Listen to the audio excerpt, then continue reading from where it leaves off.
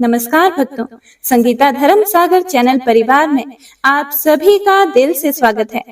हे प्रिय भक्तजनों, माता रानी आपकी झोली धन धान्य से भर दे और आपकी सभी मनोकामनाएं पूरी करे। तो प्रेम से बोलिए अन्नपूर्णा माता की जय, भगवान शंकर की जय, गणपति महाराज की जय। एक समय की बात है, काशी निवासी धनंजय की पत्नी का नाम सुलक्षणा था। उसे अन्य सब सुख प्राप्त थे, केवल निर्धनता ही उसके दुख का कारण थी। यह दुख उसे हर समय सताता रहता था। एक दिन सुलक्षणा अपने पति से बोली, स्वामी आप कुछ उद्यम करो, अर्थात कुछ काम धंधा रोजगार व्यापार कुछ कीजिए, तभी कुछ काम चलेगा। इस प्रकार कब तक हम ऐसे ही रहेंगे। सुलक्षणा की बात धनंजय के मन में बैठ गई और वह उसी दिन विश्वनाथ शंकर जी को प्रसन्न करने के लिए बैठ गया और कहने लगा, हे देवाधिदेव विश्वेश्वर, मुझे पूजा पाठ कुछ आता नहीं है, केवल तुम्हारे भरोसे बैठा हूं। इतनी विनती करके वह 2-3 दिन भूखा प्यासा बैठा रहा। यह देखकर भगवान शंकर ने उसके कान में अन्नपूर्णा अन्नपूर्णा अन्नपूर्णा इस प्रकार 3 बार कहा। यह शब्द सुनते ही धनंजय सोचने लगा, यह कौन था और क्या कह गया। इसी सोच में धनंजय पड़ गया और मंदिर से आते ब्राह्मणों को देखकर पूछने लगा, पंडित जी अन्नपूर्णा कौन है। ब्राह्मणों ने सोचा इसने 2-3 दिन से कुछ खाया नहीं है, तो ब्राह्मणों ने कहा, तू अन्न छोड़ बैठा है, सो तुझे अन्न की ही बात सूझती है, जा घर जाकर अन्न ग्रहण कर। धनंजय घर गया, अपनी पत्नी से सारी बात कही। वह बोली, नाथ चिंता मत करो, स्वयं शंकर जी ने यह मंत्र आपको दिया है, वे स्वयं ही इसका खुलासा करेंगे, आप फिर जाकर उनकी आराधना करो। धनंजय फिर जैसा का तैसा पूजा में बैठ गया। जब वह पूजा में बैठा था तो रात्रि में शंकर जी ने आज्ञा दी। शंकर जी बोले, तू पूर्व दिशा में चला जा। यह सुनते ही वह चला गया और वह अन्नपूर्णा का नाम जपता जाता और रास्ते में फल खाता, झरनों का पानी पीता जाता। इस प्रकार कितने ही दिनों तक वह चलता गया। वहां उसे चांदी सी चमकती वन की शोभा देखने में आई, सुंदर सरोवर देखने में आया। उसके किनारे कितनी ही अप्सराएं झुंड बनाए बैठी थी। वह अप्सराएं एक कथा कहती थी और वह सभी मां अन्नपूर्णा इस प्रकार बार बार कहती थी। यह अघन मास की उजेली रात्रि थी और आज से ही व्रत का आरंभ था। जिस शब्द की खोज करने वह निकला था वह उसे वहां सुनने को मिला। धनंजय ने उनके पास जाकर पूछा, हे देवियों आप यह क्या करती हो। उन सब ने कहा, हम सब मां अन्नपूर्णा का व्रत करती हैं। धनंजय ने उनसे पूछा कि ये व्रत कैसे होता है, व्रत करने से क्या होता है, यह आज तक किसी ने किया भी है, इसे कब किया जाए, ये कैसा व्रत है और इस व्रत की विधि कैसी है, मुझसे भी कहो। अप्सराएं कहने लगी, इस व्रत को सब कोई कर सकते हैं। 21 दिन तक के लिए 21 गांठ का सूत लेना चाहिए। 21 दिन यदि ना बने तो 1 दिन उपवास करें, यह भी ना बने तो केवल कथा सुनकर प्रसाद लें। निराहार रहकर कथा कहें। कथा सुनने वाला कोई ना मिले तो पीपल के पत्तों को रख सुपारी या घृत कुमारी को सामने कर, दीपक को साक्षी कर, सूर्य, गाय, तुलसी या महादेव को बिना कथा सुनाए मुख में दाना ना डालें। यदि भूल से कुछ पड़ जाए तो 1 दिवस फिर उपवास करें। व्रत के दिन क्रोध ना करें और झूठ ना बोलें। धनंजय बोला, इस व्रत के करने से क्या होगा। अप्सराएं कहने लगी, इसके करने से अंधों को नेत्र मिलते हैं, लूलों को हाथ मिलते हैं, निर्धन के घर धन आता है, बांझी को संतान होती है, मूर्ख को विद्या आती है। जो जिस कामना से व्रत करे माँ उसकी इच्छा पूरी करती है। वह कहने लगा, बहनों मेरे भी धन नहीं है, विद्या नहीं है, कुछ भी तो नहीं है, मैं भी तो दुखियारा ब्राह्मण हूँ। मुझे इस व्रत का सूत दोगी? अप्सराएं बोली, हाँ भाई, तेरा कल्याण हो, तुझे हम जरूर देंगे। ले, इस व्रत का मंगल सूत ले। धनंजय ने व्रत किया। व्रत पूरा हुआ। तभी सरोवर में से 21 खंड की स्वर्ण सीढ़ी हीरा मोती जड़े हुए प्रकट हुई। धनंजय जय अन्नपूर्णा कहता जाता था। इस प्रकार कितनी ही सीढ़ियां उतर गया तो क्या देखता है कि करोड़ों सूर्य से प्रकाशमान अन्नपूर्णा का मंदिर है। उसके सामने स्वर्ण सिंहासन पर माता अन्नपूर्णा विराजमान है। सामने भिक्षा हेतु भगवान शंकर खड़े हैं। देवांगनाएं चंवर डुलाती हैं। कितनी ही हथियार बांधे पहरा देती हैं। धनंजय दौड़कर जगदम्बा के चरणों में गिर गया। देवी उसके मन का क्लेश जान गई। धनंजय कहने लगा, माता, आप तो अंतर्यामी हो, आपको अपनी दशा क्या बताऊं? माता बोली, तुमने मेरा व्रत किया है तो जा, संसार तेरा सत्कार करेगा। माता ने धनंजय की जिह्वा पर बीज मंत्र लिख दिया। अब तो उसके रोम रोम में विद्या प्रकट हो गई। इतने में क्या देखता है कि वह काशी विश्वनाथ के मंदिर में खड़ा है। माँ का वरदान ले धनंजय घर आया। सुलक्षणा से सब बात कही। माता जी की कृपा से उसके घर में संपत्ति उमड़ने लगी। छोटा सा घर बहुत बड़ा गिना जाने लगा। जैसे शहद के छत्ते में मक्खियां जमा होती हैं, उसी प्रकार अनेक सगे संबंधी आकर उसकी बड़ाई करने लगे और कहने लगे, इतना धन और इतना बड़ा घर, सुंदर संतान नहीं तो इस कमाई का कौन भोग करेगा? सुलक्षणा से संतान नहीं है, इसलिए तुम दूसरा विवाह करो। अनिच्छा होते हुए भी धनंजय को दूसरा विवाह करना पड़ा और सती सुलक्षणा को सौत का दुख उठाना पड़ा। इस प्रकार दिन बीतते गए। फिर अघन मास आया। नए बंधन से बंधे पति से सुलक्षणा ने कहलाया कि हम व्रत के प्रभाव से सुखी हुए हैं, इस कारण यह व्रत हमें छोड़ना नहीं चाहिए। यह माता जी का प्रताप है जो हम इतने संपन्न और सुखी हैं। सुलक्षणा की बात सुन धनंजय उसके यहाँ आया और व्रत में बैठ गया। नई बहू को इस व्रत की खबर नहीं थी। वह धनंजय के आने की राह देख रही थी। दिन बीतते गए और व्रत पूर्ण होने में 3 दिवस बाकी थे कि नई बहू को खबर पड़ी। उसके मन में ईर्ष्या की ज्वाला दहक रही थी। सुलक्षणा के घर आ पहुंची और उसने वहां भड़दंग मचा दी। वह धनंजय को अपने साथ ले गई। नए घर में धनंजय को थोड़ी देर के लिए निद्रा ने आ दबाया। इसी समय नई बहू ने उसका व्रत का सूत तोड़कर आग में फेंक दिया। अब तो माता जी का कोप जाग गया। घर में अकस्मात आग लग गई। सब कुछ जलकर खाक हो गया। सुलक्षणा जान गई और पति को फिर अपने घर ले आई।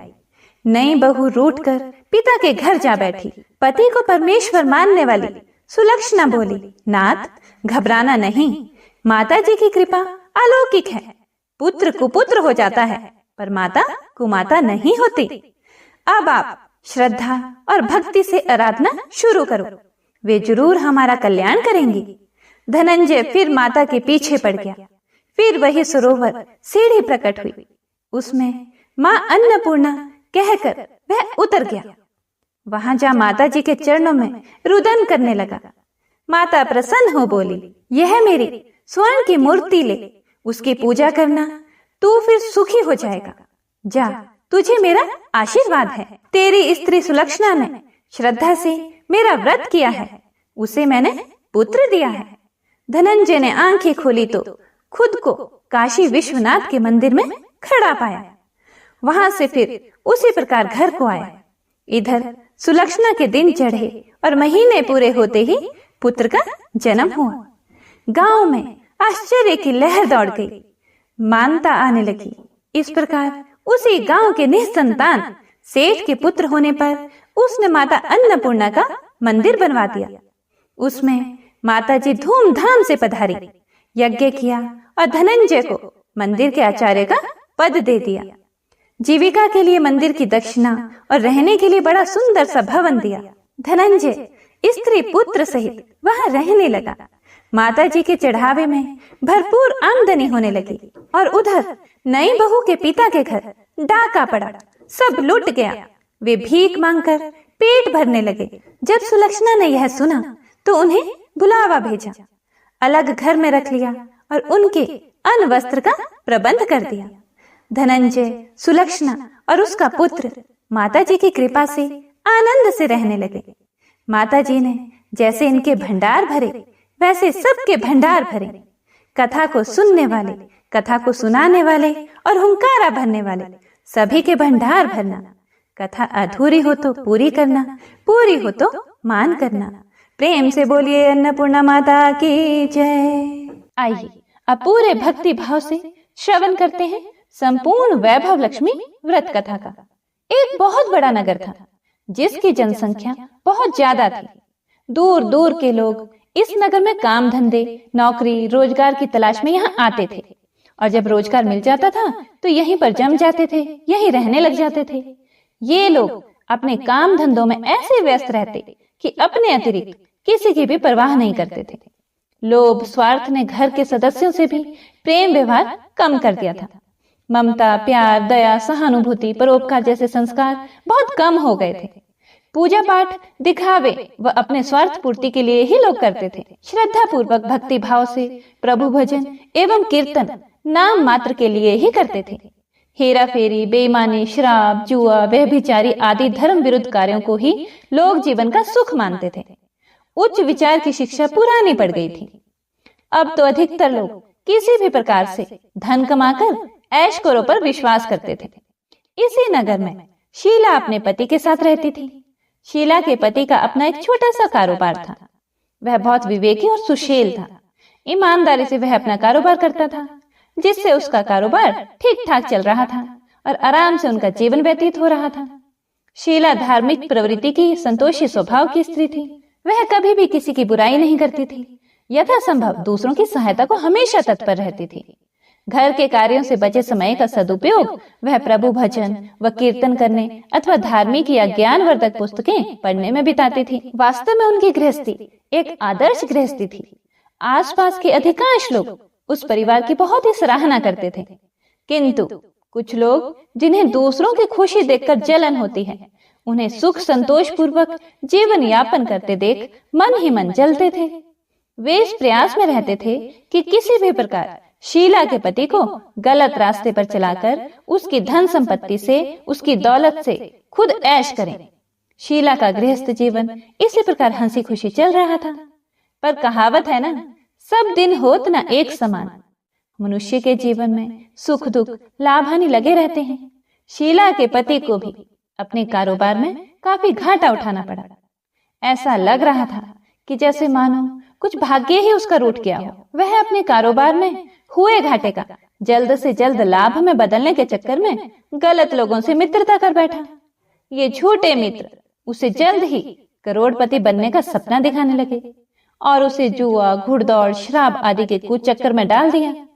भला आज तक जुए, शराब आदि कुटैबों से कौन धनवान हुआ है जो वह धनवान हो पाता? शीला का पति करोड़पति तो बना नहीं, खाकपति जरूर बन गया। वह रोडपति बन गया, यानी रास्ते पर भटकते भिखारी जैसी उसकी स्थिति हो गई थी।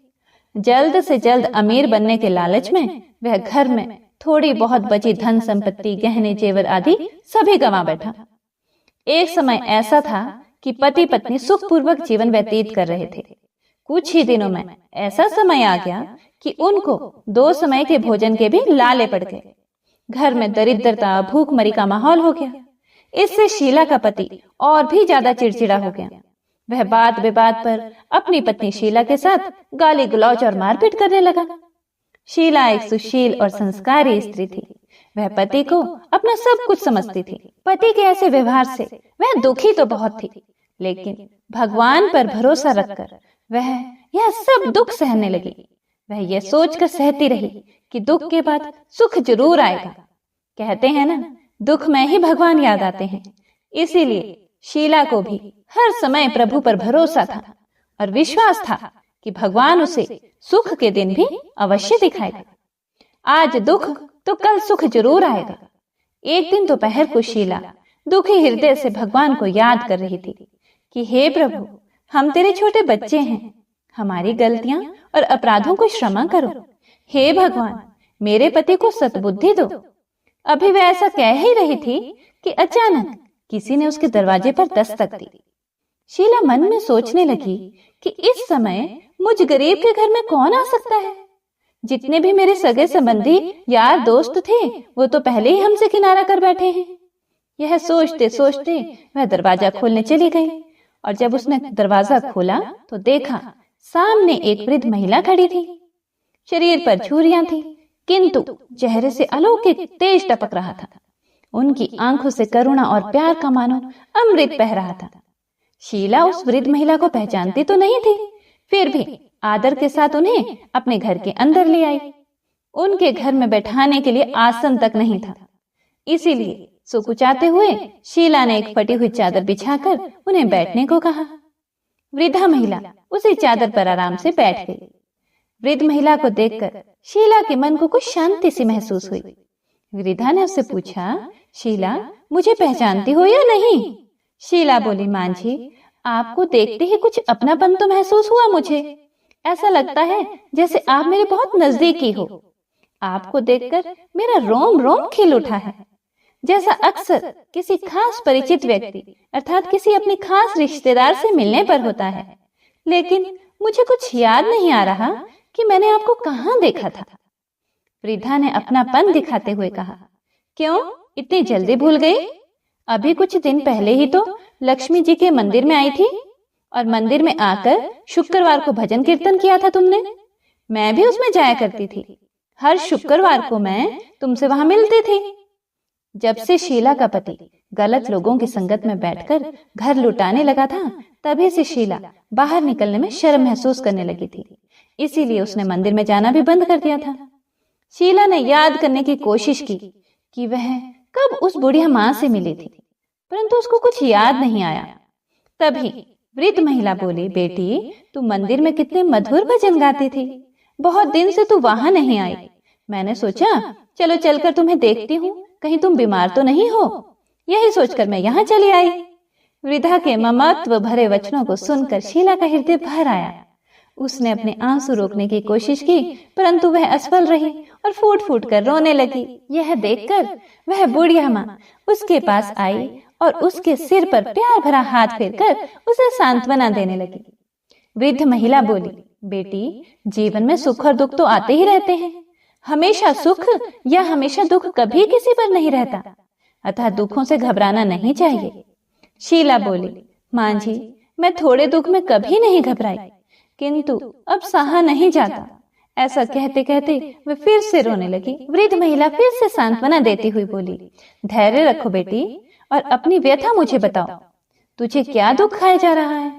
इस प्रकार बताने से तेरा मन भी थोड़ा हल्का हो जाएगा और मुझसे हो सकेगा तो तेरे दुख दूर करने का उपाय भी तुझे बता दूंगी। वृद्ध महिला की बात सुनकर शीला के मन को बहुत राहत मिली। उसने बुढ़िया मां को अपनी दुख भरी कथा सुनानी शुरू कर दी। वह बोली, मां जी, पहले मेरे परिवार में बहुत सुख शांति थी। मेरे पति बहुत मेहनती, ईमानदार और सुशील थे। भगवान की कृपा से मेरे घर में खुशियां ही खुशियां थी। किसी भी कार्य में हमें कभी भी धन की कमी महसूस नहीं होती थी। अचानक हमारे भाग्य ने पलटा खाया। मेरे पति को अपने कारोबार में घाटा हुआ। अधिक धन कमाने के चक्कर में वे बुरे लोगों की संगत में आ गए और वे जुआ, शराब, रेस आदि कुटुंबों में फंस गए। इस प्रकार उन्होंने अपना सब कुछ गंवा दिया। आज हम बिल्कुल कंगाल हो गए हैं माँ। अब तक तो जैसे तैसे घर की छोटी मोटी चीजें बेचकर अपना गुजारा कर रहे थे। अब तो घर की सभी वस्तुएं भी समाप्त हो गई हैं। हम दर दर की ठोकरें खाने वाले भिखारी हो गए हैं। वृद्ध महिला बोली, बेटी, कर्म की गति बड़ी न्यारी होती है। मनुष्य यदि अच्छे कर्म करे तो उसे दुख नहीं उठाना पड़ता। कुछ पिछले जन्मों के कारण लाभ हानि अथवा सुख दुख मनुष्य पर आते रहते हैं। ऐसे में वह संयम से काम ले और भगवान पर भरोसा रखे तो शीघ्र ही उन दुखों से पार पा लेता है। बेटी, तेरे दिन भी अवश्य फिरेंगे। मैं तुझे एक उपाय बताती हूँ।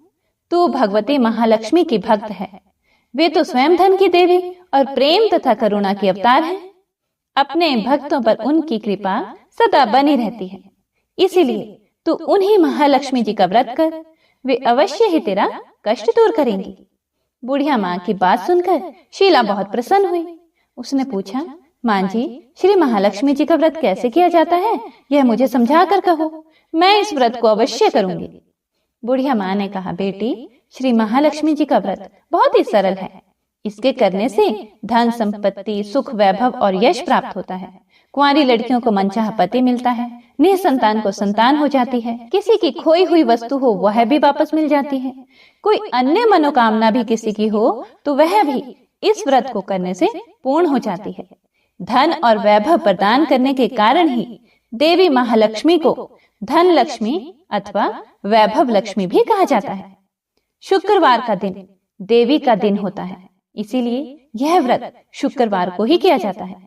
व्रत करने वाले को सुबह स्नान आदि से निवृत्त होकर भगवती महालक्ष्मी माँ की जय, वैभव लक्ष्मी माँ की जय का निरंतर जाप करते रहना चाहिए। सायंकाल अपने घर के एक कोने में चौका लगाकर अथवा साफ करके एक चौकी लगा दो। उसके ऊपर एक साफ कपड़ा बिछाकर उस पर थोड़े से चावल रखो। फिर एक लोटे में जल भरकर उन चावलों के ऊपर उस लोटे को रख दो। लोटे के ऊपर एक कटोरी रखो। उस कटोरी में सोने या चांदी का कोई आभूषण रख दो। अगर कोई आभूषण ना हो तो 1 रुपए का सिक्का भी कटोरी में रखा जा सकता है। इसके बाद एक घी का दीपक और धूप बत्ती बनाकर उसे जलाकर रख दो। एक बर्तन में थोड़ा सा मीठा प्रसाद के रूप में रखो। प्रसाद में बताशे अथवा गुड़ भी रखे जा सकते हैं। चौकी के ऊपर लोटे के पास सोने, चांदी या तांबे का बना श्री यंत्र भी रखो। यदि धातु का श्री यंत्र घर में ना हो तो कागज पर छपे श्री यंत्र को भी रखा जा सकता है। भगवती लक्ष्मी माँ को श्री यंत्र अत्यधिक प्रिय है। पूजा करने और कथा कहने के लिए चौकी के पास पूर्व दिशा की ओर मुंह करके बैठो। सबसे पहले श्री यंत्र को हाथ जोड़कर श्रद्धा पूर्वक नमस्कार करो। फिर वैभव लक्ष्मी के ध्यान मंत्र को पढ़कर भगवती महालक्ष्मी जी की स्तुति करो। जिन्हें संस्कृत में भी ध्यान व मंत्र कहने में कठिनाई हो वे सरल भाषा में भी ध्यान व स्तुति कर सकते हैं। जैसा कि हमने ऊपर आपको कथा शुरू करने से पहले स्तुति सुनाई है, आप वैसे भी हिंदी में स्तुति कर सकते हैं। भगवती महालक्ष्मी दिखावे की नहीं बल्कि भाव की भूखी हैं। इसके बाद कटोरी में रखे आभूषण या रुपए पर हल्दी, कुमकुम और चावल चढ़ा दो। फिर दोनों हाथों से लाल रंग के पुष्प अर्पित कर प्रसाद का भोग लगाएं और धूप व दीप दिखाओ। पुनः लक्ष्मी जी का स्तुति करके लक्ष्मी महिमा गाओ और आरती उतारो। फिर मन ही मन में सच्चे हृदय से जय महालक्ष्मी माँ का 11 बार उच्चारण करो। इसके बाद 11 या 21 शुक्रवार को व्रत करने का संकल्प लेकर अपनी मनोकामना पूरी करने के लिए माँ से हाथ जोड़कर विनती करो। अंत में माँ का प्रसाद बांट दो और थोड़ा सा प्रसाद अपने लिए रखो।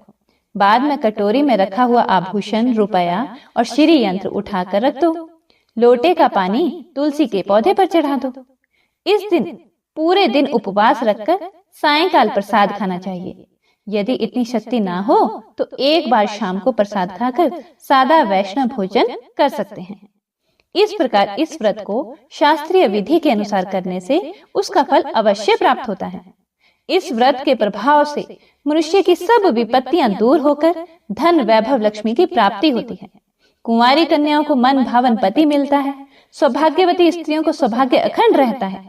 निसंतान दंपति को संतान की प्राप्ति होती है और कोई भी किसी की कुछ भी मनोकामना हो तो वह भी अवश्य पूरी होती है। शीला यह सब सुनकर बहुत ही खुश हुई, बहुत प्रसन्न हुई।